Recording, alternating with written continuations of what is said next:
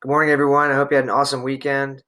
Um, I have worked with faculty and some administration to create this document that I think is going to be really useful for all of us as we move forward. It has been such a wonderful and heartwarming experience to hear from teachers, from parents, from other administrators, from pretty much everybody from all walks of life on campus, talking about how smooth this transition has gone. And while I know that there's going to be, hiccups along the way and some bumps in the road, it feels really good to know that we are producing and creating a learning environment that is dynamic and effective for your children, because that's what you expect out of Bayside. And it makes me very, very, very proud to be a part of that. As we transition further into the virtual learning environment, I do just want to touch base on a code of ethics and really starting to tease out expectations we have of your children as they take part in the learning process.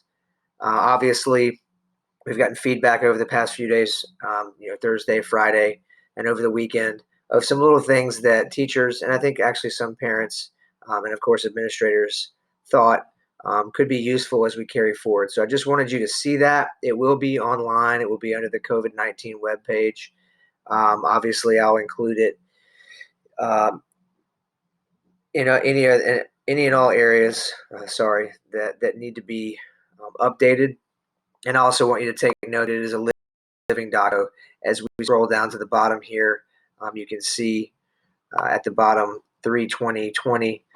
So that's when it was developed. And if it needs to be altered further as we continue this journey together, then we are, of course, willing to do that. But I wanted to go through it really quickly and make sure everybody understands exactly where we're coming from. And again, nobody was really out of line over the past few days. But I think just being able to live it and live through the virtual learning experience for a little while, I think we needed to create some clear language surrounding exactly what's expected.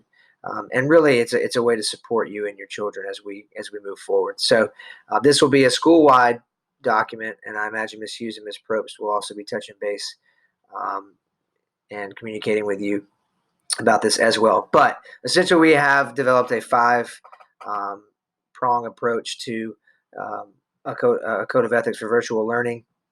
We've done our best to have these principles reflect our core values, and you can really see that I think they're simple and concise. And so, if you just to go through them with you, we expect all students to abide by our core values. The honor code is still in effect. I know that everybody understands that from my last video, but wanted to make sure you understand that.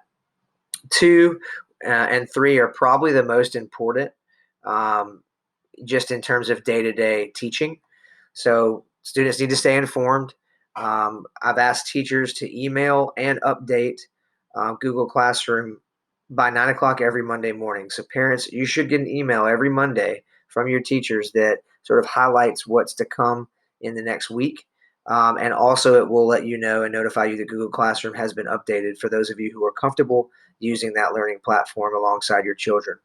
Really important from the teacher's perspective, especially in grades 5 through 12, that all directions are carefully read before class begins.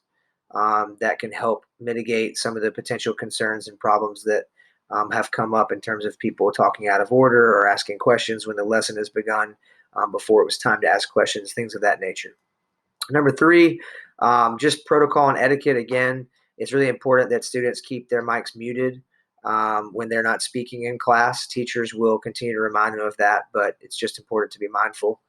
Uh, don't eat during structured class time. It's very distracting when someone's chomping on some chips and we're trying to have a structured lesson.